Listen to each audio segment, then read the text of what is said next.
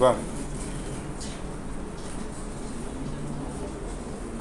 J'espère que tout le monde est en forme et bien assis. Pour commencer le voyage.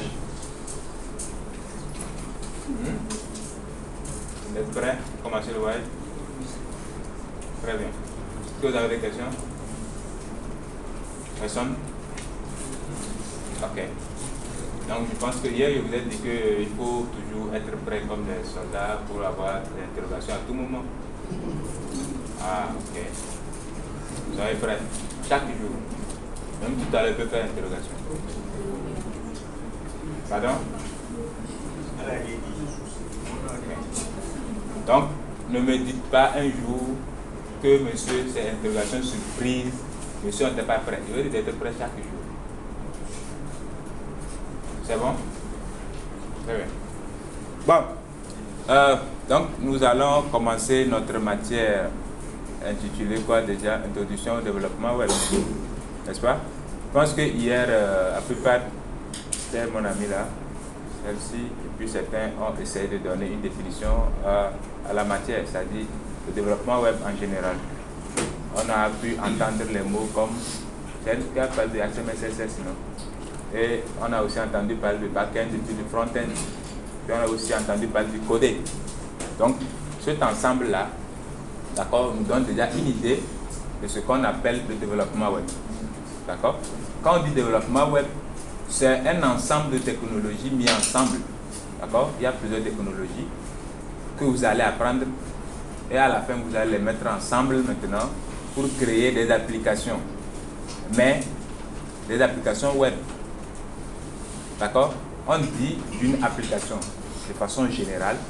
D'accord? On dit d'une application qu'elle est web quand vous avez nécessairement besoin d'un navigateur pour y accéder, pour accéder à l'application. Quand vous prenez Facebook par exemple, vous avez besoin d'un navigateur pour y accéder.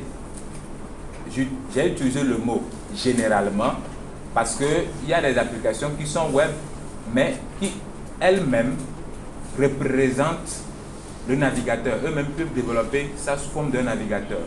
Par exemple, quand vous installez WhatsApp, vous avez la possibilité d'accéder à WhatsApp via un navigateur ou l'installer, n'est-ce pas, sur votre machine. Vous pouvez installer WhatsApp sur votre machine.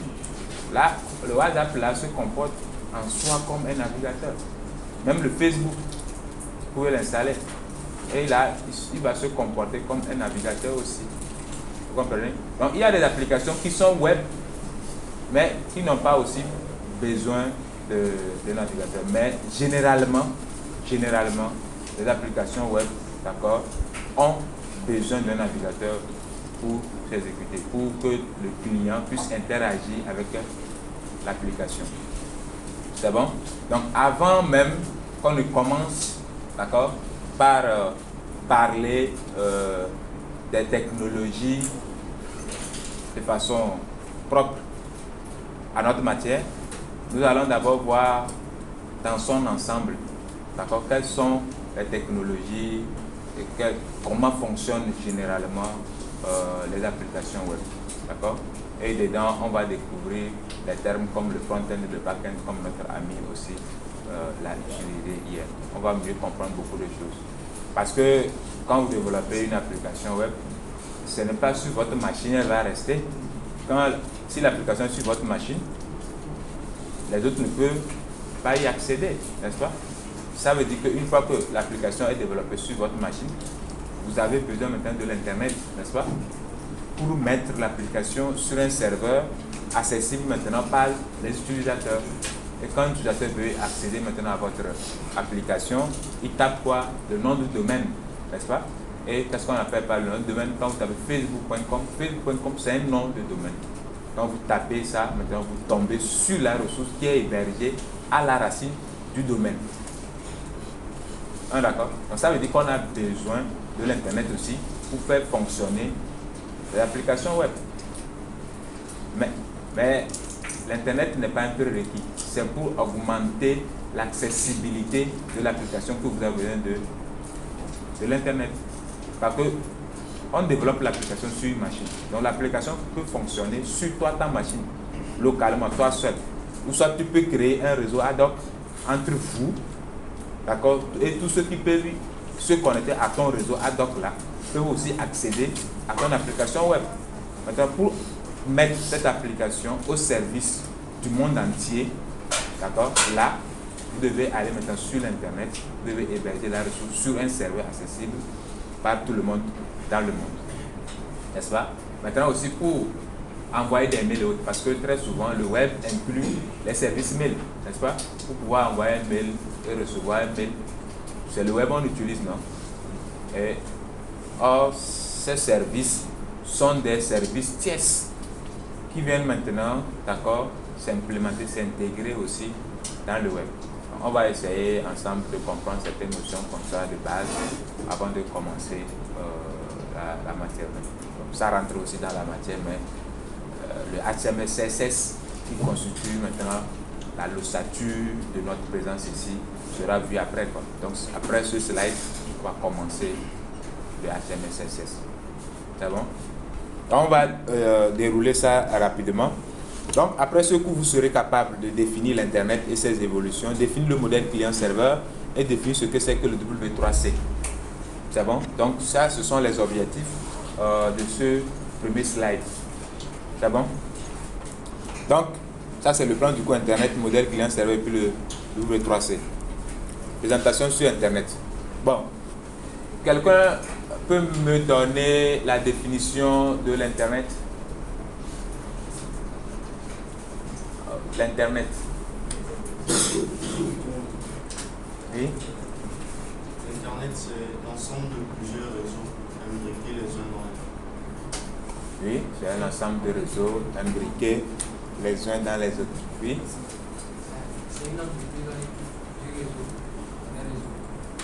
C'est une entreprise du réseau des réseaux. C'est une entreprise en réseau. C'est une entreprise en réseau. Qui d'autre? Oui. C'est un réseau de réseaux. C'est un réseau de réseaux. Oui. C'est la mère des réseaux. Ok. Qui d'autre? Oui. C'est le carrefour de plusieurs réseaux.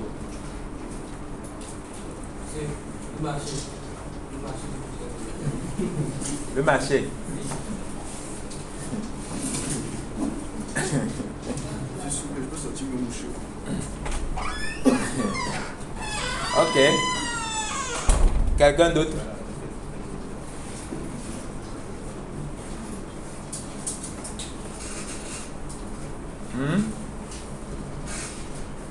Bon, l'Internet, c'est le réseau des réseaux. C'est un ensemble de réseaux mis ensemble. Là, nous sommes en train de parler du réseau informatique. N'est-ce pas? Si nous sortons du cadre informatique, on a plusieurs types de réseaux, n'est-ce pas? Le réseau routier, n'est-ce pas? Le réseau routier togolais, n'est-ce pas?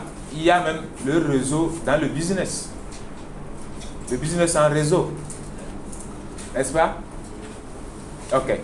Donc maintenant, quand on parle de l'Internet, comme vous l'avez dit, c'est l'ensemble des réseaux du monde mis ensemble. C'est le réseau des réseaux. N'est-ce pas? Des réseaux configurés de sorte que des petits réseaux puissent aussi aller, d'accord, avoir accès aux ressources d'autres petits réseaux qui sont ailleurs. Si nous prenons le cas de IPNet, nous avons un réseau local. Et quand on dit un réseau local, d'accord, c'est quoi?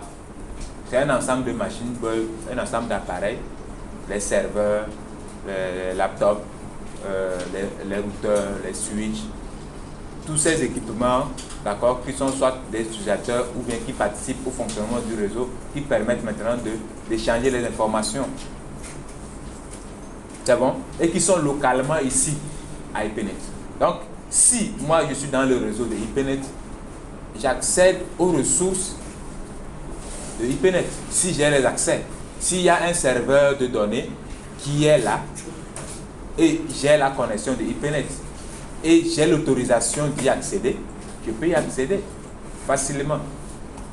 Mais si le réseau de IPNet n'est pas, d'accord, connecté au reste du réseau du monde, je ne peux pas sortir de IPNet pour aller accéder par exemple à Facebook. Pour que je puisse aller sur Facebook, il faut que le réseau de IPNet maintenant soit connecté aux autres réseaux du monde. Et pour que nous puissions être connectés aux autres réseaux du monde, qu'est-ce qu'on doit faire? On va chez Togocom. Et Togocom nous amène une ligne, n'est-ce pas? Togocom lui-même, d'accord, est connecté au réseau mondial, n'est-ce pas? Par fibre optique par exemple. Ils ont la fibre optique là-bas. Et maintenant, ils tirent la fibre optique là-bas qui vous amène. Et maintenant, vous placez sur votre réseau aussi. En fait, c'est une explication terre à terre simple pour que vous compreniez. On est ensemble là. Donc, Togocom, en soi, est connecté au réseau mondial. Maintenant, on tire un câble depuis Togocom, on vous amène. Et maintenant, votre réseau aussi accède au réseau mondial. Maintenant, votre réseau est connecté aussi au réseau de Facebook et au réseau de Google et autres. De sorte que maintenant, quand vous tapez google.com, vous y accédez. Sinon, nous aussi, on peut installer un domaine IPNet, par exemple. Je peux installer ipnet.ca, par exemple, simplement, ou ipnet.abalo à l'intérieur de IPNet. Donc, quand tu es dans le réseau de IPNet, tu tapes, tu accèdes à ce domaine-là. Là, c'est le domaine qui est localement à IPNet.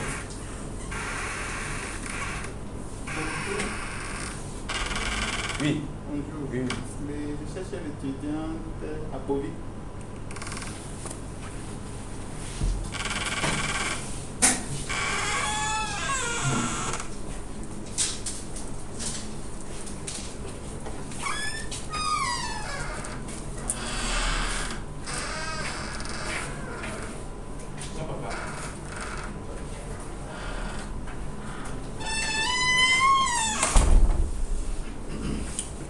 On s'est compris, non?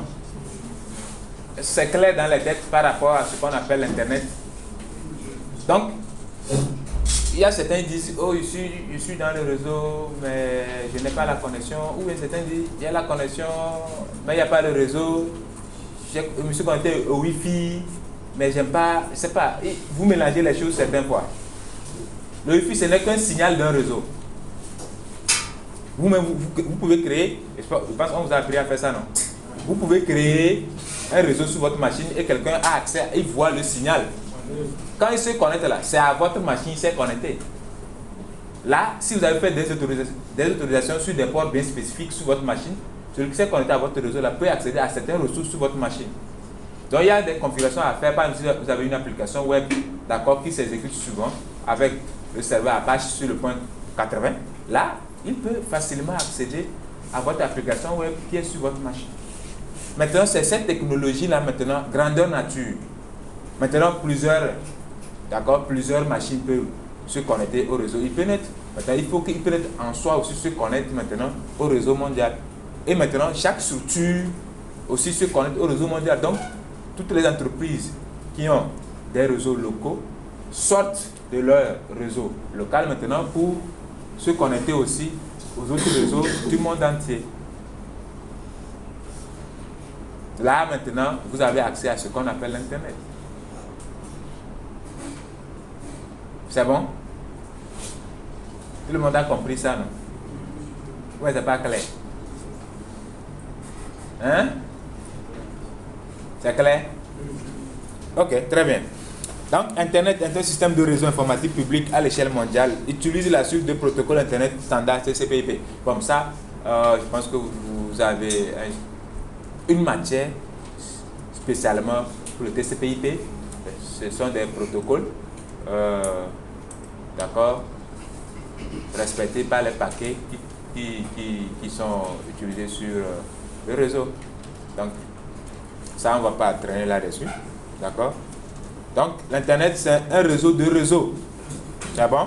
Donc, accès public à de nombreuses ressources et services.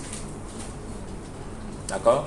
Si aujourd'hui le Togo peut décider de mettre en place des serveurs, beaucoup de serveurs, d'accord, en place, de sorte que nous, ben vous, en tant que développeur, vous développez des applications, vous déposez sur ces serveurs-là, vous créez votre Google togolais, vous hébergez sur ce serveur-là. Même si on vous coupe du réseau mondial, tu tapes pas google.tg, ça veut dire que c'est le Google du Togo, par exemple. Là, vous avez accès à un Google, mais qui est local, au Togo. Oui. Ou bien vous avez votre Facebook, vous avez votre YouTube, vous-même vous produisez des contenus multimédia que vous mettez sur ces serveurs-là. Même si vous n'avez pas accès à l'Internet, vous pouvez maintenant accéder à YouTube du Togo, ou bien à YouTube, oui, à Facebook du Togo. Et même, actuellement, on utilise cette technologie-là. Vous allez voir que, je sais pas, je pense que c'est Google ou YouTube, ils ont leurs serveurs ici, au Togo. Ils mettent souvent des serveurs comme ça. Certaines fois même, vous pouvez être déconnecté du réseau mondial, mais vous avez accès aux ressources quand même qui sont localement hébergées chez vous, à l'intérieur du pays. C'est bon? Ok. Le World Wide Web, le 3W, d'accord? Abréviation de 3W, World Wide Web. Donc, communément appelé le web. Document hypertexte interconnecté accessible par Internet. Donc, peut contenir le texte, images, vidéos, etc. Donc, si vous constatez très bien, généralement, on vous parle de www.ipnetinstitute.com. 3W, d'accord? Donc, la définition de 3W, c'est le World Wide Web. Donc, communément, pas seulement du web, le développement web. Donc, le nom, c'est World Wide Web. Ça veut dire quoi? En termes...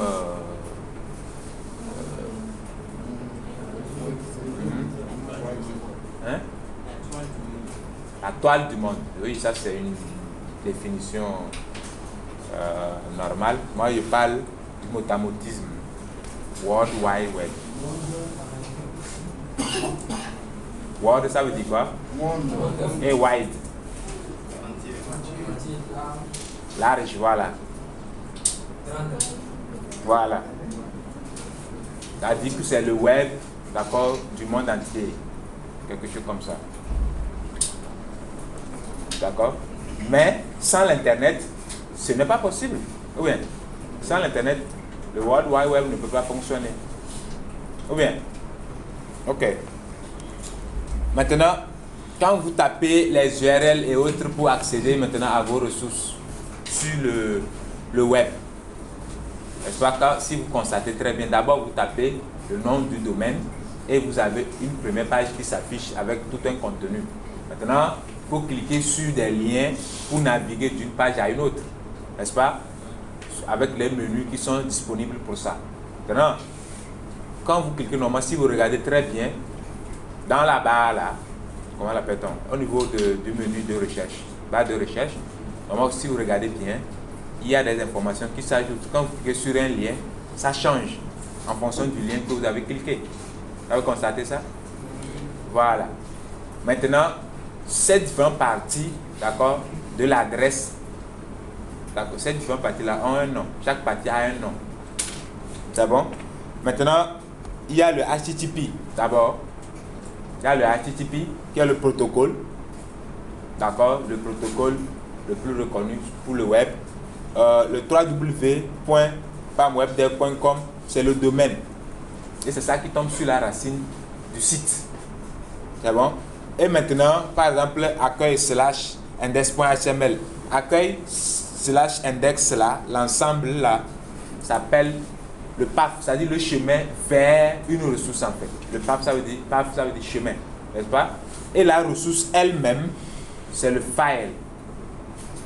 Donc, si vous regardez le index.html, c'est un fichier. Quand on dit file, ça veut dire fichier, n'est-ce pas?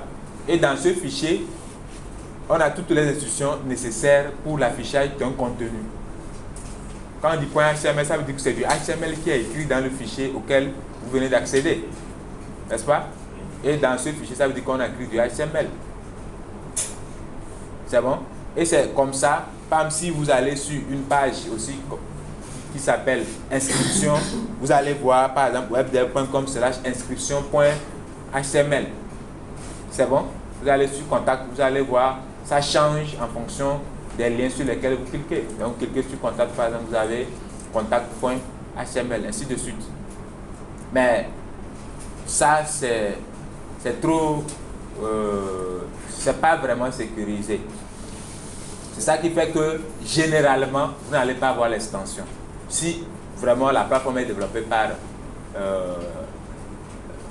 un professionnel du domaine, vous n'allez pas voir l'extension en fait. Ici, l'extension est placée, elle est là, parce que nous sommes au cours de HTML. C'est bon? Vous comprenez ce que je dis? Bien sûr. Si vous remarquez, vous allez sur les sites, c'est pas sûr que vous allez voir le point HTML. Par exemple, si vous allez sur le site de IPNet, est-ce qu'il y a point HTML? Mais vous voyez seulement le chemin. Voilà. Voilà, http://ipnet university.com/ par exemple inscription tout court. Vous n'allez pas avoir inscription.html. Non. Donc vous allez comprendre pourquoi pourquoi est-ce que s'il n'y a pas les extensions. Parce que les extensions aussi, la présence d'extensions diminue aussi la sécurité en fait. Parce que déjà quand tu connais ce qu'on a utilisé, déjà tu as une idée. Vous comprenez? Si on utilise le PHP, tu vois point PHP. Tu as déjà une idée de ce qui se passe derrière. Mais quand tu ne vois même pas d'extension, bon, il faut d'abord chercher la technologie qui a été utilisée. Ou bien. Donc, maintenant, quels sont... Pardon? Ok, très bien. Maintenant, de HTTP jusqu'à webdev.com, ça on appelle l'URL. URL. Et URL, ça veut dire quoi? Uniform Resource Locator. C'est bon? Et maintenant, ce qu'on n'appelait pas ressource, d'accord, ça s'appelle l'URN. D'accord? Et Uniform Resource Name. Ressource name, c'est-à-dire la ressource à laquelle vous êtes en train d'accéder en cliquant sur un lien. Monsieur, ça varie en fonction de ce qu'on cherche, non? Parce que des fois on voit HTTPS, non. Après on voit URL, ça change en fonction de ce qu'on cherche. C'est l'URI qui change, regarde, l'ensemble. URI égale à URL plus URN. L'URI maintenant, si je clique sur un lien, ce qui est sur le domaine, l'URL reste figé. L'URL ne change pas, mais l'URN change. N'est-ce pas? C'est l'URN qui change. Si je clique sur inscription, j'aurai inscription. Si je clique sur contact, j'aurai contact. Tu vois? Je ne sais pas si j'ai répondu à ta question. Donc l'URN change, mais l'URL reste intact. Mais comme l'URI égale URL plus URN, alors on dit aussi que l'URI change aussi en fonction de la ressource.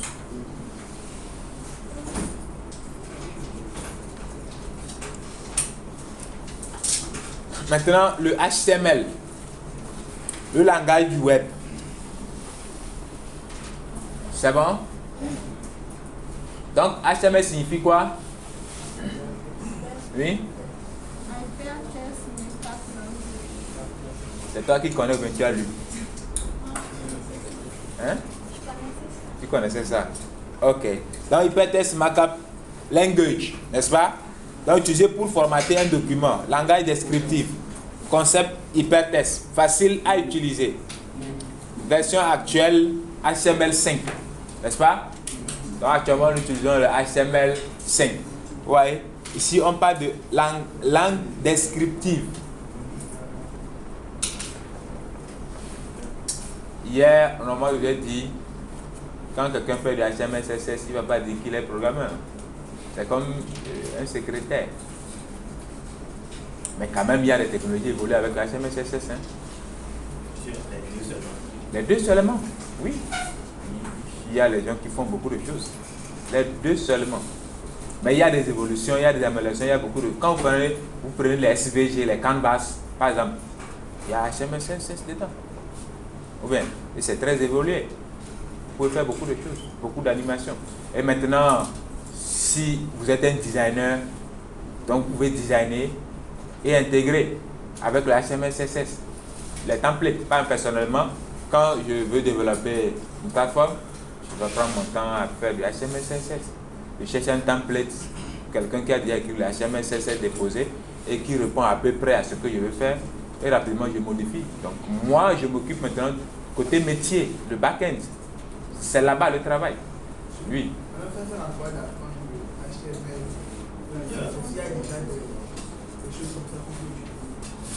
Mais, je dis, je prends un template qui répond à peu près à ce que je veux. Ça veut dire que je vais modifier, non? Maintenant, si tu ne connais pas ça, tu prends un template qui répond à tes critères, mais tu vois que eux, ils ont utilisé une couleur violette. Or, toi, ton logo là, c'est rouge-bleu. Il faut changer les couleurs. Il faut changer certaines dispositions. Tu vois certains formulaires qui ont peut-être 5 champs. Or, toi, tu ne veux que 3 champs. Il faut modifier tout ça. Ils ont placé quelque chose à gauche. Toi, tu veux remettre ça à droite. Fais comment? Ils ont utilisé un logo. Il faut changer le logo là. Pas toi, ton logo. Tu fais comment? C'est pas que vous comprenez. C'est pour ça que quand les gens disent oui, on peut développer un site sans avoir appris à programmer, ça me fait rire. Ça veut dire en fait, tu prends quelque chose que quelqu'un a fait. Vous comprenez les CMS, par exemple. Vous installez, vous faites copier-coller, ça va ressembler à rien. Ça ne va même pas ressembler à rien. Donc si toi, tu ne sais pas modifier les choses pour adapter, ça ne sera pas bon. On est d'accord? Ce qui est sûr, ça va arriver. Je connais quand même certaines, il y a certains, comment l'appelle-t-on, certains CMS qui sont en train de révolutionner beaucoup de choses quand même. Genre, tu installes, d'accord, tu peux modifier des choses comme si c'était dans Word, pour mettre les couleurs, même pour changer le logo, tu cliques seulement et puis ça t'amène à changer tout ça là. Mais déjà, tu dois avoir un esprit de développeur. Tu ne peux pas être, par exemple, un comptable qui n'a aucune idée de comment est-ce qu'un site doit être présenté et tu commences pas à faire des cliquer, déposer pour créer un site. Ou bien, voilà. Donc, ça c'est la première partie, juste pour comprendre les bases, d'accord, ce à quoi ressemble le web en général. D'accord? Est-ce qu'il y a une question? Non. Oui. Le cours. Quel cours? On vous a copié les livres. Le syllabus. Vous l'avez? Dans SharePoint. Ouais, mais ça est là-bas, non? Gratuitement. Télécharger, il y a ça tout est dedans. Ben, il n'y a pas mon PowerPoint dedans. Le livre là, il faut l'avoir d'abord. Tu comprends? Oui, vous l'aurez. Mais je dois me rassurer que vous avez d'abord les livres.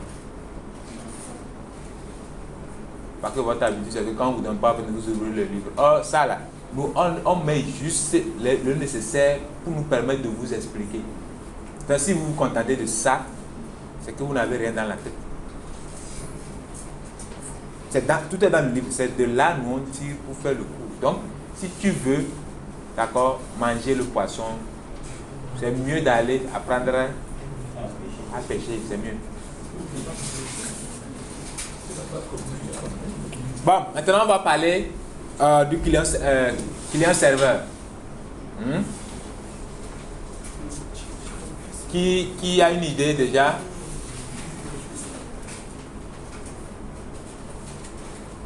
Chef, le nom c'est quoi? Oui. Pardon? Bagidiedi. Le prénom? Oh. Attends. Donc Edi là c'est le prénom. Bagidiedi. Ah, Bagidiedi et Le prénom c'est Edi. Ah. Mais justement, moi Ok. Donc le nom c'est Bagidi. Et le prénom c'est Edi. Edi c'est un nom togolais. Eddy. Ah, c'est togolais? C'est élevé? C'est français? Américain? Donc tu es américain? Non, c'est un prénom togolais. Ah, le prénom togolais c'est? Edem. Ah, ok, Edem, Eddy. Bon. Comme c'est anglais là, eux là se lit I aussi, non? Je ne suis pas togolais. Ah, tu n'es pas togolais? Tu es d'où? Non, Togo, Bénin, c'est la même chose. Non, ça, je ne veux pas. Ça, je ne veux pas. Bon, explique-nous le client serveur. Bon, je n'ai pas vraiment une notion comme ça, mais quand je vois l'image, en fait, c'est un peu comme si. Je ne sais pas comment expliquer.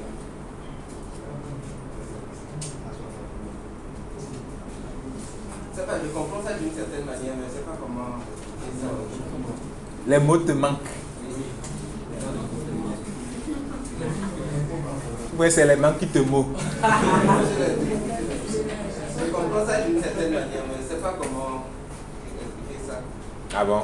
Il faut faire un effort pour avoir un vocabulaire enrichi. Ok, merci. C'est un bénin, c'est là-bas. Oui. Le client, c'est en fait. Le nom c'est quoi? Kodjo. C'est le nom ça? Le nom, c'est Nyasigbe. L'antibé. L'antiblé. Ça dit l'eau de la viande gâtée. C'est ça, c'est ça.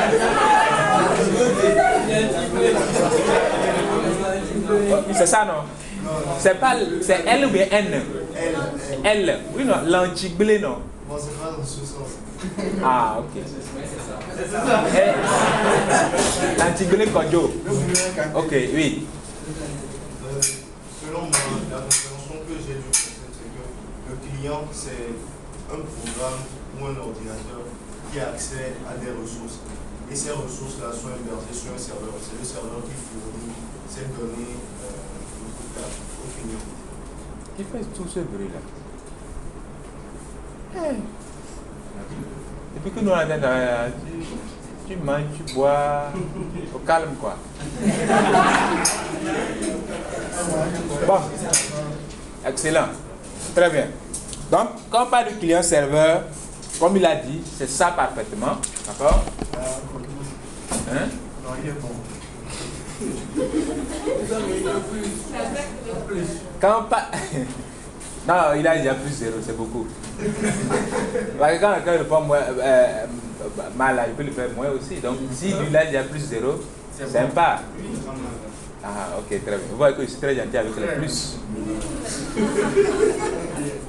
Donc, quand on parle de client-serveur, d'accord, déjà, on va prendre l'exemple d'abord de l'utilisation au quotidien. On va toujours rester sur notre exemple de Facebook ou bien le site de IPNet.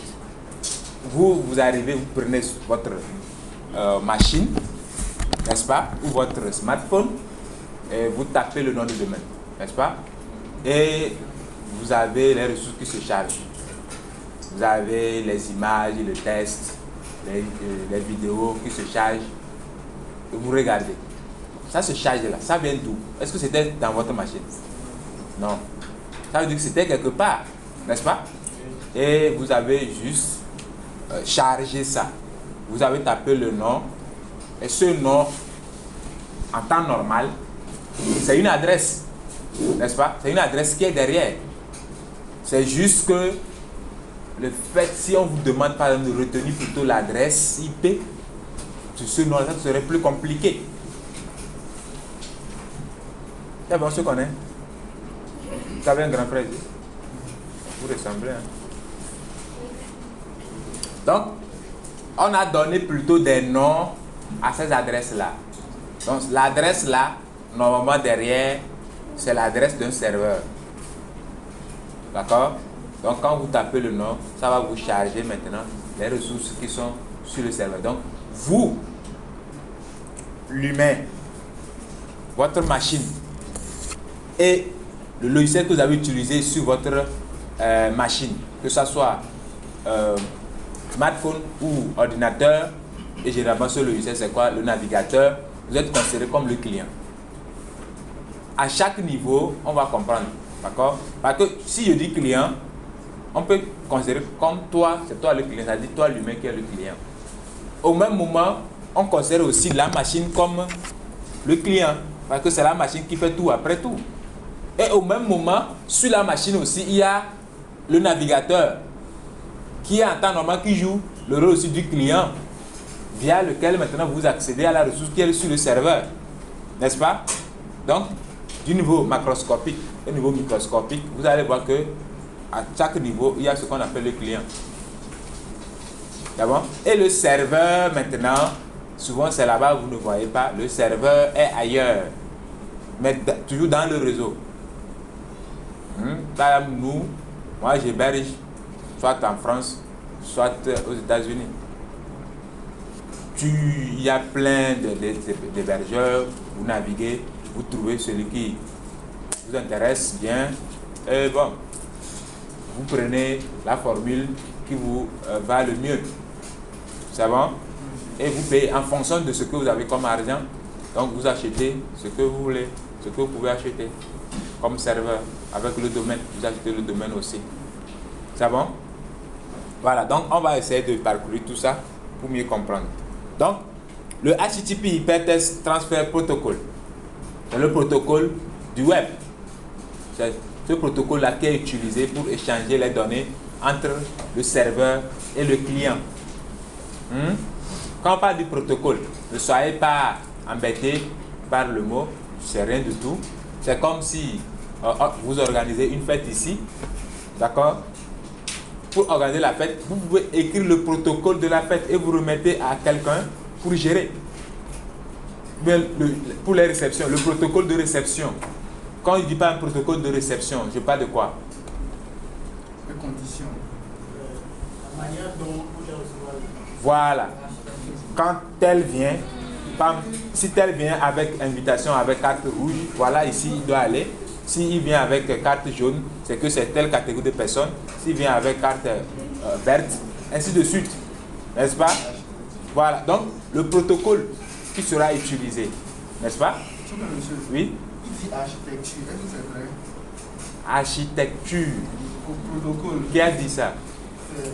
Narcisse. C'est qui Narcisse? Ah, lui? C'est lui qui dit le réseau que c'est le marché. Narcisse, quoi?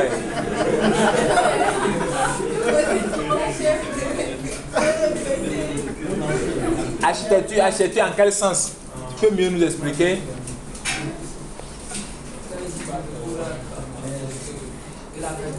Hein? Et il a dit la manière dont on a fait la fête et moi je parle de l'architecture livrant parce qu'on va distribuer parce qu'on va d'abord. Mais est-ce que c'est l'architecture? L'organisation. Oui, l'organisation. L'organisation. C'est le plan du modèle, c'est laissé ici avec Donc ici, le protocole utilisé entre le client et le serveur pour une compréhension entre les deux s'appelle le HTTP. Hypertext Transfer Protocol. C'est bon? C'est un protocole. Donc, quand on dit protocole, ça veut dire qu'à l'intérieur du protocole, il y a des règles à respecter.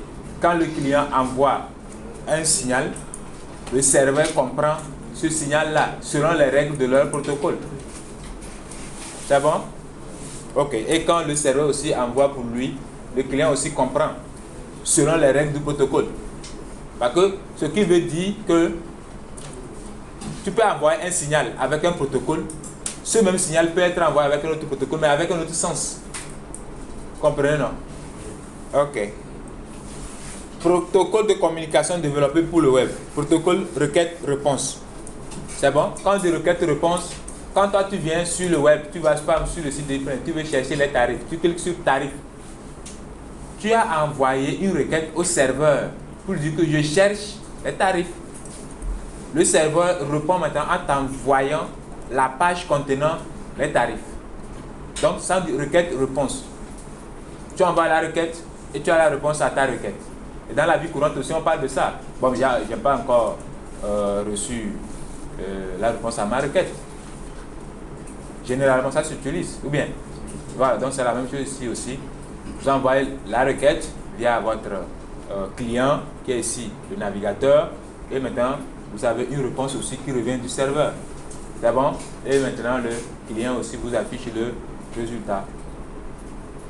Donc, transfert de données entre client-serveur sans état, autre protocole, FTP, SMTP, FTP, File Transfer Protocol, Simple Transfer Protocol.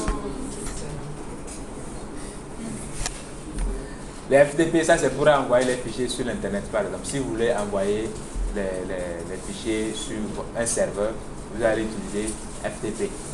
D'accord? Les SMTP, ça c'est pour les mails. Pour les mails. Si vous voulez envoyer un serveur mail, quand vous avez une plateforme et vous voulez, via la plateforme, page contact là vous remplissez votre nom, et puis vous remplissez le message qui se envoyé et ça part là. Que ça parte là, c'est qu'on a fait des configurations SMTP derrière. Donc, normalement, quand vous achetez votre serveur, votre domaine chez l'hébergeur, on vous fournit les paramètres SMTP. Et là, c'est avec ces paramètres SMTP, maintenant, vous allez faire les configurations sur votre site web pour l'envoi des mails. Donc, le protocole a dit des clients. Ok, bon, c'est la même chose que j'ai déjà expliqué. Ça, c'est le client. Ça, c'est le serveur. C'est bon? Donc, le client envoie la requête et le serveur répond passant à partir de. C'est bon? Normalement, cette partie, je pense que j'ai fait une vidéo live aussi sur ça. Normalement, si vous parcourez toutes les vidéos, bon, c'est vrai qu'il y a beaucoup de vidéos. Si vous voulez parcourir, vous allez voir qu'il y a beaucoup de choses aussi. Monsieur, les lives sont enregistrés et publiés aussi, non? Pardon? Les lives sont enregistrés et publiés sur votre compte? Non, je ne fais pas souvent les lives. C'est 2 fois, mais 3 fois seulement je fais les lives. Mais je n'ai pas publié ça. Les gens criaient trop.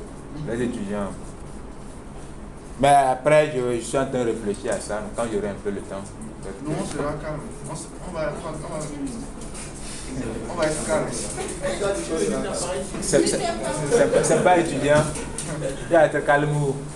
Quand tu es derrière ta machine là, tu sais qu'on ne te voit pas. Sauf que moi, je fais un effort de reconnaître les gens par leur voix. Ok. Pardon? Gars intelligent. C'est pas lui, on dit il a fait 3 ans à l'université. Oui, mais c'est très fort. Hein. Tu le montres, il n'a jamais vu, donne la réponse. Dans quelle université? Non, c'est faux là. Il m'a dit c'est faux. C'est faux, il n'a pas fait 3 ans. Il n'a pas cette année. Hein? Il a eu plus 7 heures. On a déjà fait plus 7 déjà. Hein. Bac plus 4. En fait, il répond tellement aux choses, les gens pensent qu'il a déjà fait ça avant.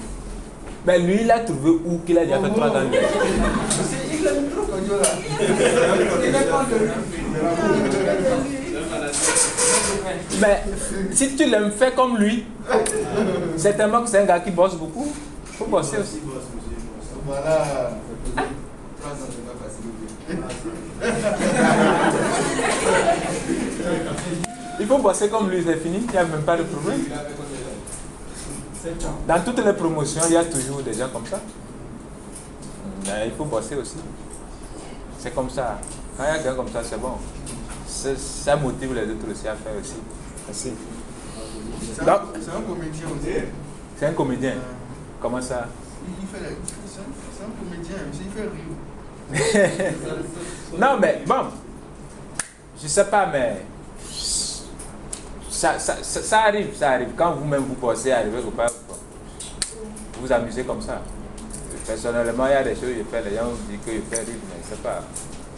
Donc ça arrive comme ça. Et puis, ça défoule le cerveau. Donc, composé de Une ligne de requête est composée de quoi? La méthode de la requête utilisée, la méthode utilisée dans la requête, la ressource URI, le protocole et plusieurs en tête. Donc on va essayer de voir. Bon, j'ai diminué ça. Hein. Normalement, dès que vous cliquez sur une ressource, vous envoyez une requête au serveur, il y a un ensemble d'informations qui est envoyé. Parce que dans la requête même, on peut savoir quel est le navigateur que vous utilisez. Vous venez de quel pays, à quelle heure, quel protocole vous avez utilisé. Il y a plein d'informations qui sont envoyées. Oui. C'est ici, on va étudier, par exemple, quand vous tapez définition d'ordinateur, le truc met HTTP, / et puis ça met définition plus ordinateur plus, et puis après ça met le truc de et ça met des combinaisons. Et on va étudier ça ici. Oui, ça c'est le protocole GET. Ça c'est pour les recherches sur Google. Ça c'est le protocole GET. Vous allez voir que généralement ce n'est pas toutes les informations qui transitent là-bas. Quand vous remplissez un champ de contact pour envoyer un message via un site, vous voulez envoyer un message. Même quand vous remplissez les formulaires là, quand vous cliquez envoyer là, est-ce que vous voyez ces informations là dans la barre de... Ça ne transite pas par là, n'est-ce pas? Ça c'est le protocole POST. La méthode POST plutôt. La méthode POST. Donc, pour les recherches, c'est la méthode GET. Maintenant, avec la méthode GET, vous allez voir que tout ce que vous tapez là, ça transite par là. Mais en temps normal, ce n'est pas ces informations réellement qui transitent sur Internet. Sur Internet, c'est 01, 01, 01, 01. N'est-ce pas? Donc, c'est pas ta question, c'est de savoir si c'est cet ensemble-là qui est envoyé au serveur. Oui, mais sous un autre format. N'est-ce pas? Maintenant, moi, je suis en train de parler de l'identification du client. Quand je dis identification, dedans même il y a le protocole. Il y a tout un ensemble. Normalement, si vous avez une fois utilisé le chat, vous allez constater, le chat par exemple, normalement le chat sur le site là, quand vous arrivez, ça sort en même temps, ça vous dit, vous voulez quelque chose, vous pouvez même discuter. Normalement derrière là, dès que vous comptez en même temps, on sait de quel pays vous voulez, vous venez automatiquement. Donc il y a beaucoup d'informations que vous pouvez tirer du protocole HTTP. Donc dans l'entête, quand vous envoyez, il y a plein d'informations qui sont là. Et dans la liste de ces informations, j'ai tiré ceci. Il y a plus que ça. Il y a plus que ça.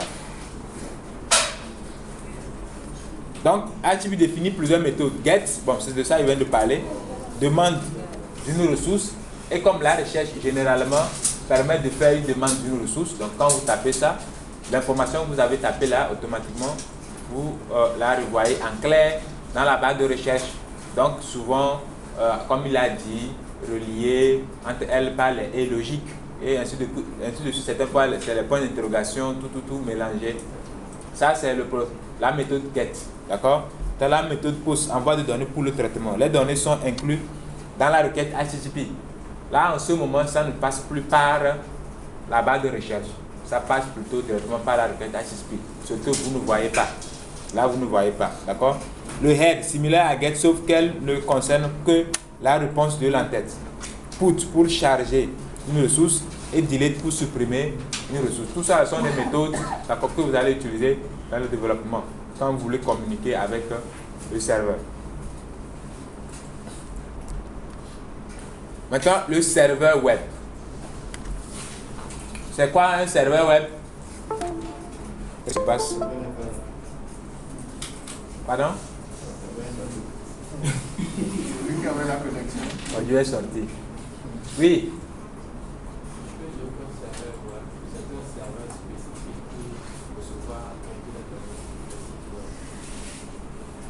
Un serveur web, c'est un serveur spécifique pour recevoir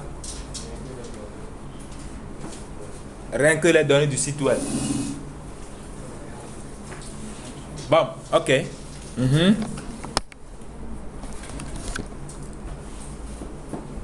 C'est quoi un serveur web?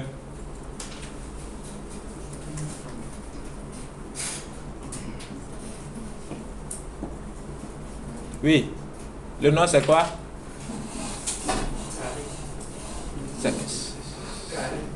Quoi? Karine. Jahili? Mais attends, tu es ninja? Enlève tout ça là.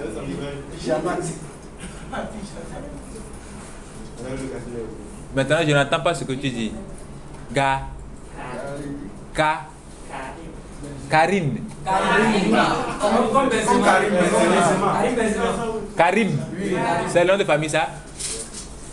Non, Benzema, c'est ton grand frère. Et le prénom, c'est... Hein? Et Adema. Rabiou. Karim Rabiou. Très bien. Oui?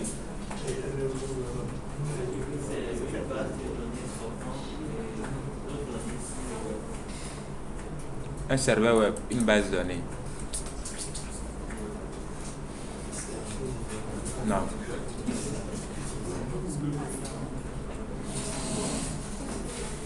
Oui? Le nom c'est? Le nom?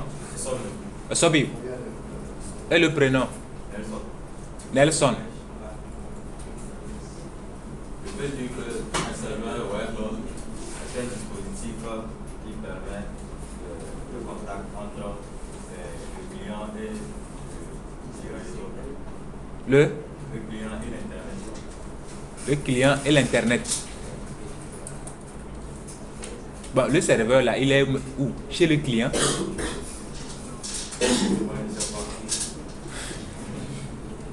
Ok.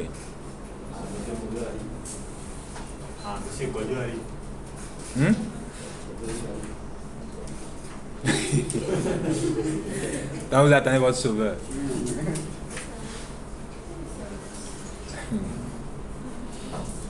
Il n'a pas de vice. Si, c'est moi, monsieur. C'est lui là. Hein? Le gars qui est devant là. Billy, celui, lui là, il a fait 2 ans. Il a fait 2 ans. Donc c'est toi qui affecte les années. Toi tu affectes les années aux gens.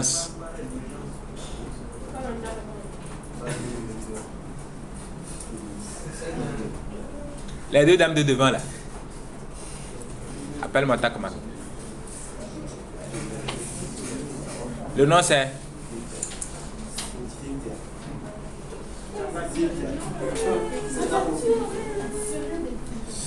S'il vous plaît. Le nom c'est? Changai. Manzama sort. Le prénom? Cynthia.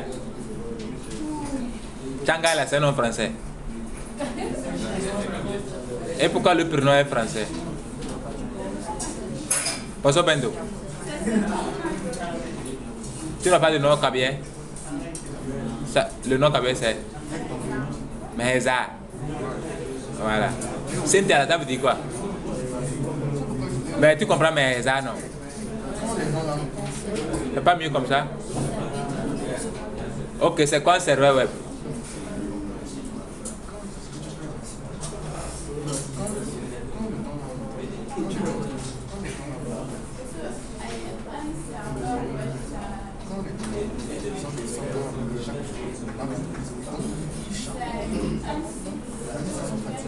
Un site.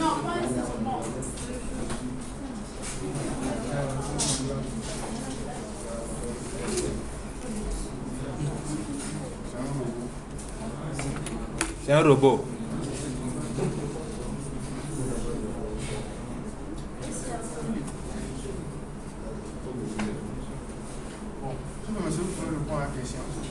C'est quoi un serveur web? Monsieur, on peut attribuer ça au cerveau, hein, parce que c'est là-bas se regroupent toutes les informations sont stockées dans un serveur. Ok.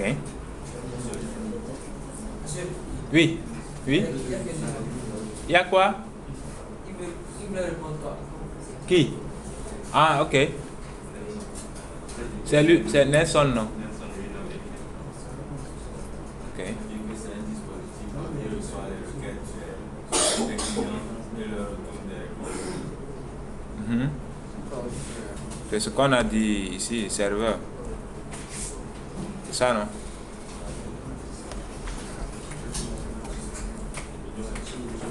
Maintenant, on dit 3 serveurs demi le marché et puis on donne serveur Apache, NGX, IIS. Oui. Qui a un serveur IPNet? On a dit. Oui, c'est ce que j'ai déjà dit. Ok. Qui a un serveur IPNet qui fait quoi? Qui garde, qui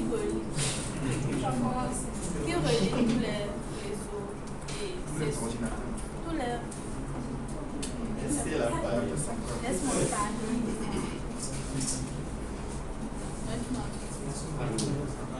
Qui relie tous les réseaux et puis c'est là-bas chacun héberge. Les projets sont hébergés là-bas. Donc, selon moi, un serveur, c'est un appareil physique ou virtuel sur lequel on peut héberger les autres. Ça vient de moi. Monsieur. Bon. Monsieur. Oui? Oui? On peut définir un serveur web comme un système qui permet aux clients de se connecter sur différents sites web sur le marché. Je tiens beaucoup le marché là. Bon. Ok. Oui?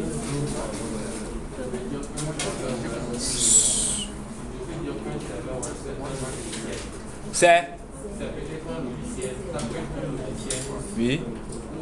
Du matériel dans le serveur même qui répond aux requêtes envoyées à partir de site web et qui répond aux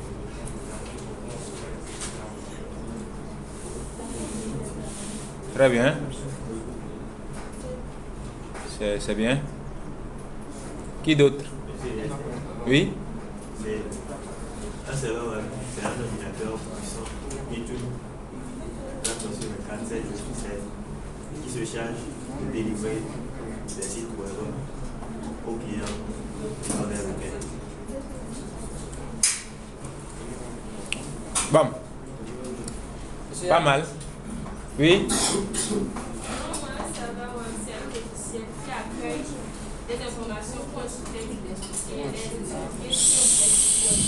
Qui accueille les? Des informations comme des nouvelles pages, des nouveaux qui en place pour ensuite les retransmettre sur les pages web. Pour ensuite les transmettre sur les pages web. Tu peux reprendre? Le serveur web, c'est un logiciel qui accueille les nouvelles informations mises en place pour ensuite les retransmettre sur les sites web.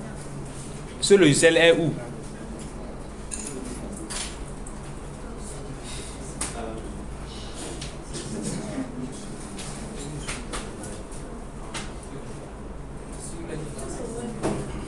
Le logiciel est sur les différents sites web.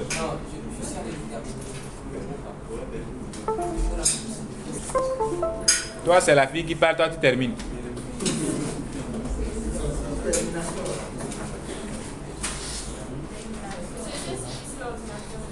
Sur quel ordinateur? Appelé serveur.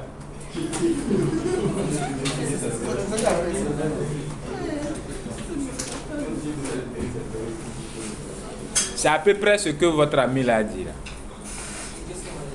Hein?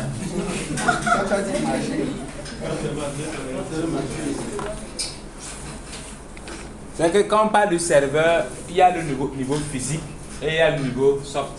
C'est-à-dire il y a le hard et il y a le soft. Comme ce qu'elle a dit, le hard.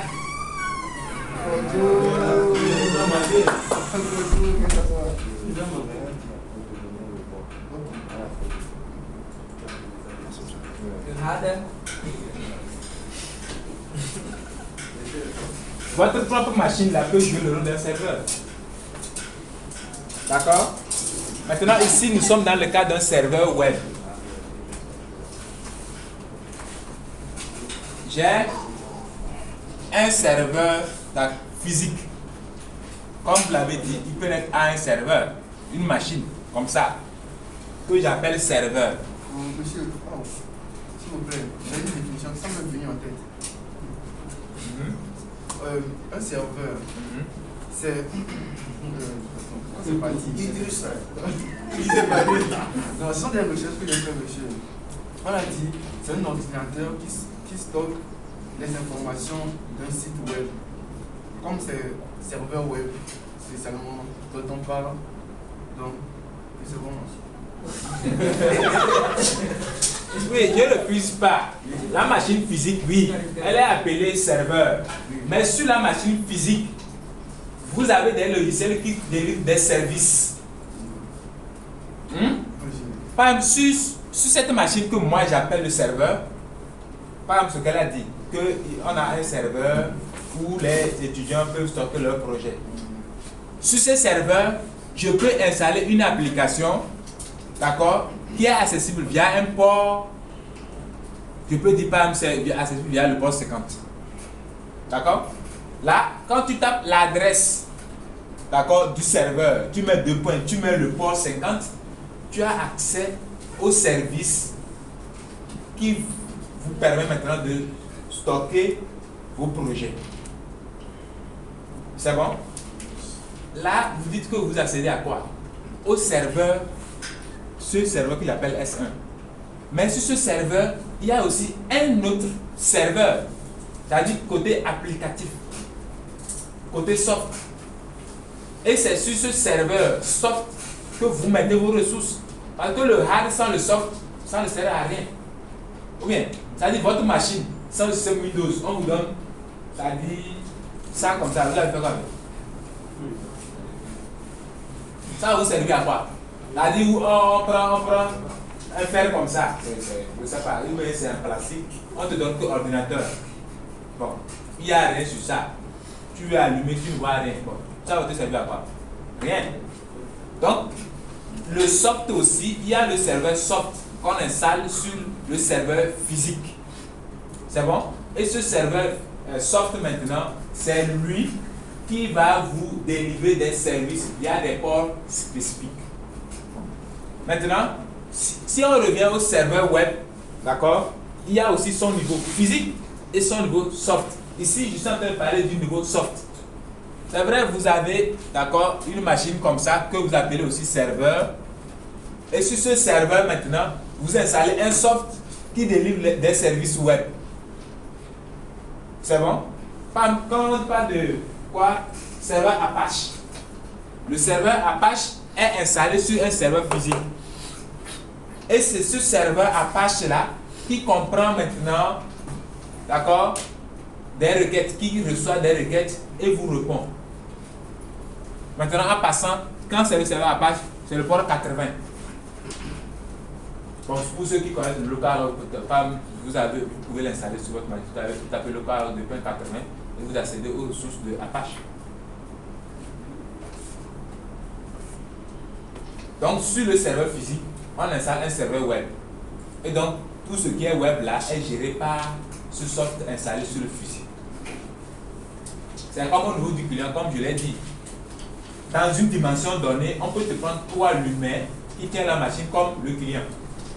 Mais dans une autre dimension, on considère que c'est la machine que tu tiens là qui est considérée comme le client. Or, dans une autre dimension aussi, non? Sur la machine, vous avez quoi? Le navigateur qui envoie la requête, qui est aussi considéré comme le client. Donc ici, oui, la machine est considérée comme le serveur. Et sur le serveur, maintenant, vous installez le serveur web.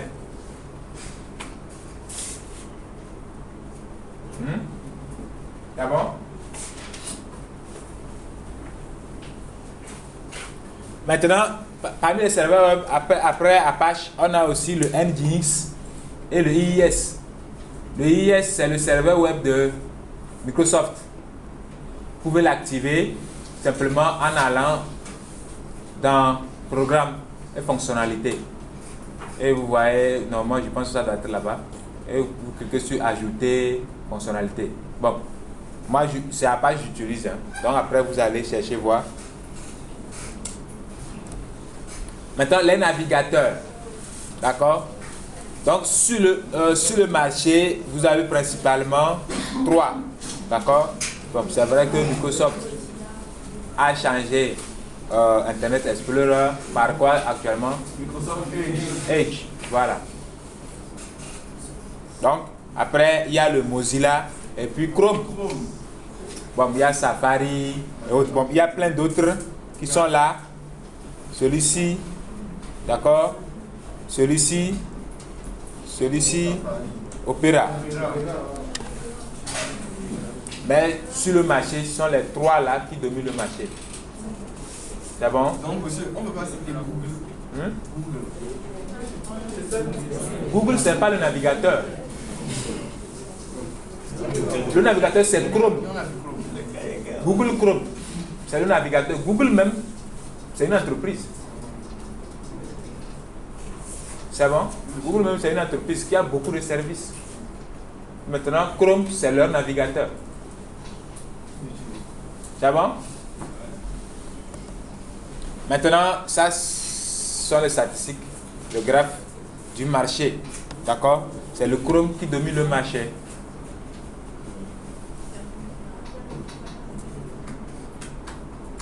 Le Chrome est très utilisé par les développeurs. Pourquoi? C'est sécurisé. Sécurisé. Facile à utiliser. Bon. Oui. Ça affiche peut-être ce que Firefox ne pourrait pas afficher au niveau de l'application. Bon, tu n'es pas loin de la réponse. Mais pourquoi? Tu n'es pas loin. Bon. C'est pas ça vraiment, mais bon, c'est pas loin non plus. Parce que par exemple, si tu veux télécharger l'application hacker, Firefox peut vous faire. Donc avec Chrome, si tu veux faire quoi? Télécharger pour une application gratuite. Par exemple, avec Firefox, on refuse l'accès. Ah bon?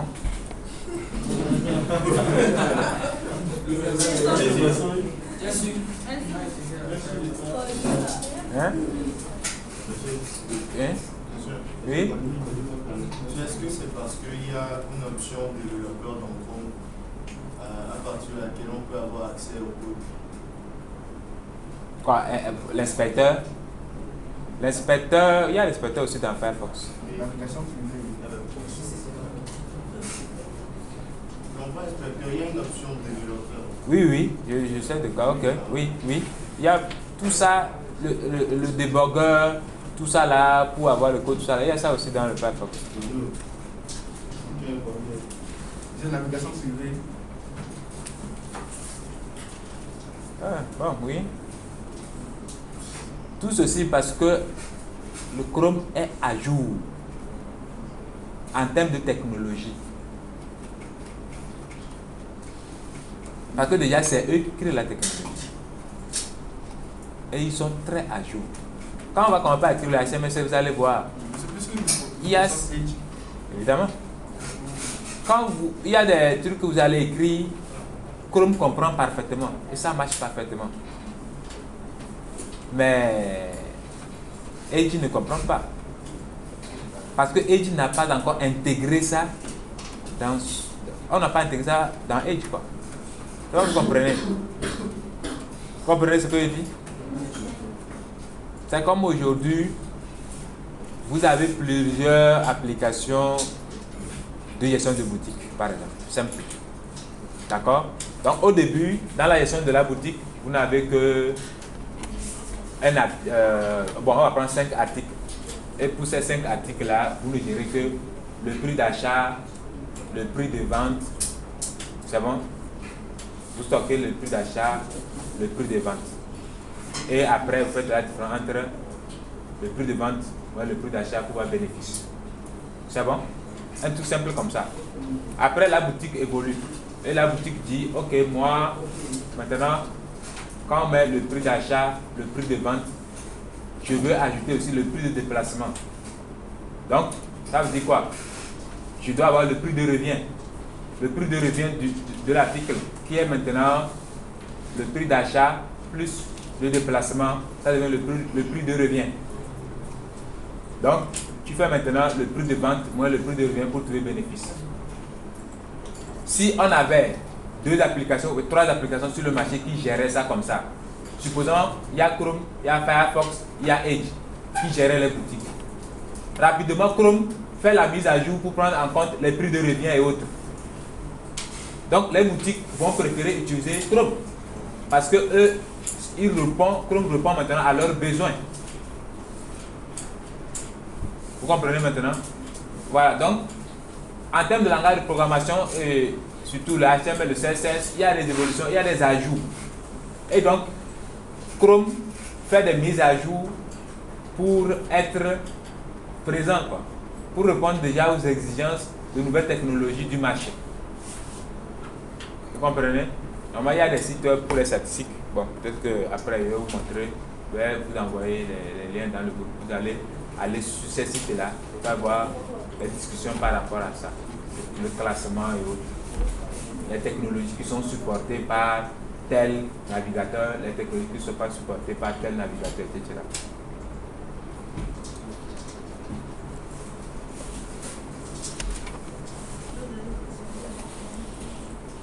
Est-ce qu'il y a des questions?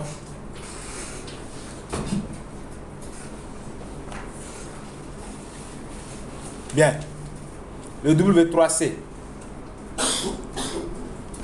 Donc, World Wide Consortium. Donc, organisation de normalisation créée en 1994 et gérée par MIT, ERCIM et Keio University. Donc, c'est eux qui donnent les normes du langage HTML, CSS. D'accord? Donc, faire la promotion. Pardon? Il y a une question? C'est pour faire quoi? Vous notez? On n'a pas besoin de ça? Oui? Le 3 entre